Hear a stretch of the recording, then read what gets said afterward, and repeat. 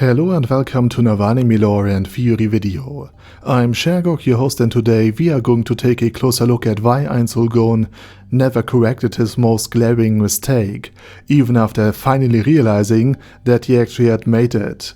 But before we're going to take a closer look at any of this, let me quickly thank my Patreons for supporting this channel, as well as say thanks to all users of the YouTube thanks function for making one-time donations. And with that said, let's get to the topic at hand. On paper, Ainz is indeed the undisputed ruler of the Grey Tomb, and his word is absolute. If he says, white is black and black is white, then that is how it is, at least to his NPCs. And if Ainz were truly nothing more than an emotionless, undead overlord, then he probably would have, without further thought, called off the world conquest plan and recalled the troops after he became aware of this misunderstanding. But Ainz does have emotions. Strong emotions are suppressed, at least to such a degree that they no longer cloud his judgment, and he can remain in control. But he still feels shame, disgust, joy, sorrow, or anger, just not as intensely. This means that emotionally he does not orient himself by the values of the new world and empathize with his fellow humans, but by the imprinted world of the year 2138, when he still was fully human.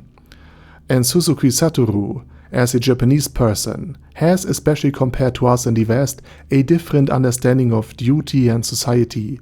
He may be the boss in Nazarick, but he still feels obligated towards his subordinates, towards society as in the Grey Tomb as a whole. He works hard, stays in the office longer than necessary to maintain his image, and strives to be a good role model for his, let's call them employees, because this is how he sees, at least more often than not, the Grey Tomb of Nazarick, as a boss and employee relationship. He also values his community and fits himself into the larger social structures, guided by the expectations of those around him.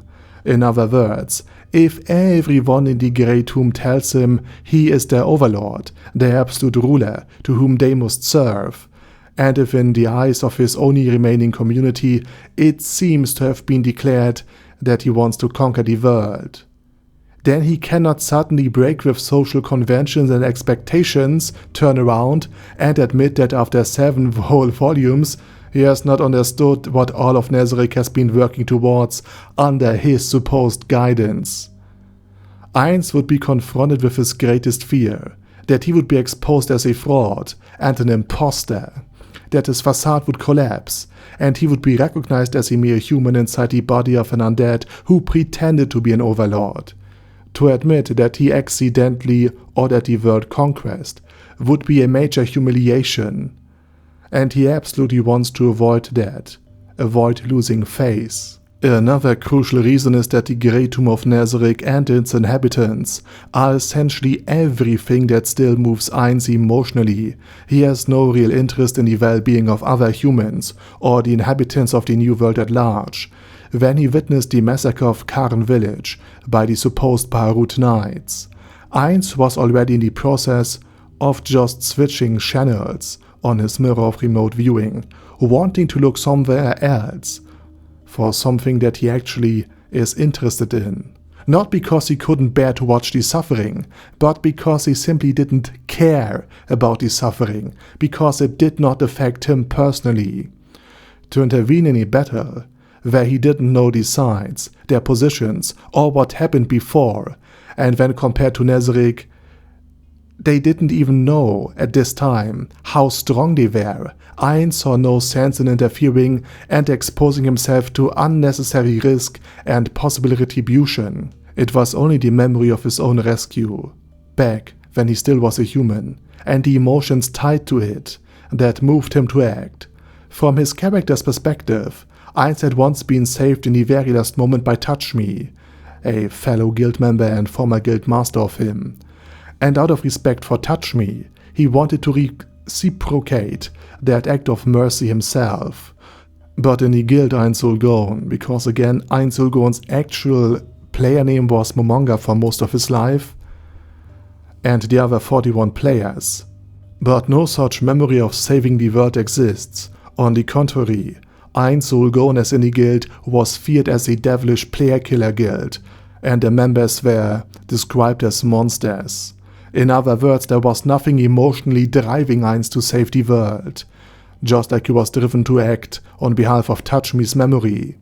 What really motivates him is the fear of disappointing the children of his friends, the NPCs of Nezarec, who have come to life in the new world. He does not want to waste the weeks and months of preparation they've already invested, only to declare it all meaningless. Thus Ainz Sulgon would in effect be punishing all of the other NPCs, all of the employees, for his own incompetence, for not understanding what Demiurge had understood, when Ainz Sulgon in front of Demiurge, in memory of his creator Ulbert Delane Oddle, casually mentioned that this new world was like a treasure trove of jewels, and that it would be fun to conquer it. And even if this sounds banal, Ainz has no problem with wiping out the entire world if necessary, so long as it means that his children, the NPCs of Nezarec, are happy. You could see this in how easily he allowed the Demiurge to do whatever he pleased in conquering the Holy Kingdom. Ainz let it all happen, uninterested in the details, focusing only on maintaining his facade, and not to disappoint Demiurge. And that's why Ainz Sulgon is now on the verge of conquering the entire world, not because he truly wants to, but because he can no longer turn back without losing face. Okay, and with that said, now it's your turn. What's your opinion on the topic and on the video itself? Let me know it down in the comment section. And while you're typing, I say thank you very much for watching, thanks to all of my Patreon members for supporting this channel, and as usual, I say my special thanks to Other Daddy Other, ASK, Bad Guy Ye, Bad Burrito 316, Beezer, Ben C, Brandon S, Brandon D, Chrissy, Crowley0221, Sia, Crystal Prime, Dead Slime, Death is Mercy, Deathless Dragonlord, Demon Xenomorph 1987, Devin Downen, Ding Dong, Din Pep, Dragonlord Placido Saxophone, Duckwagon, Dunkler Krieger, Dystopia, Dystopia II, Enigmatic Unicorn, Feralchivan, Guy with That Head, Hector Marino, Hoss,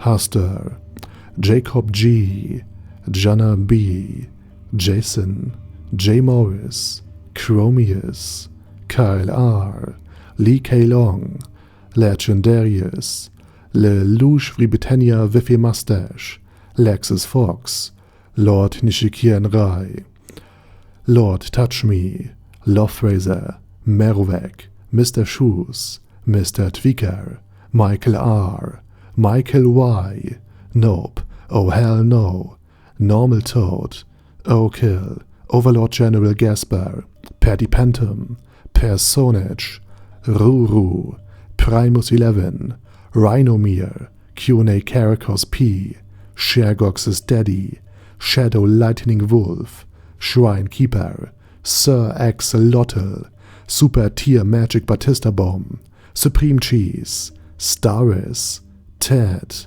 Texas Deer, The Orc Warboss, Rocket Smasher, T.E. Wang, Vash Hawkeye, Vegito27, Venture Fanatic, Wilhelm, Xenokai, and Sonegon. Thanks guys.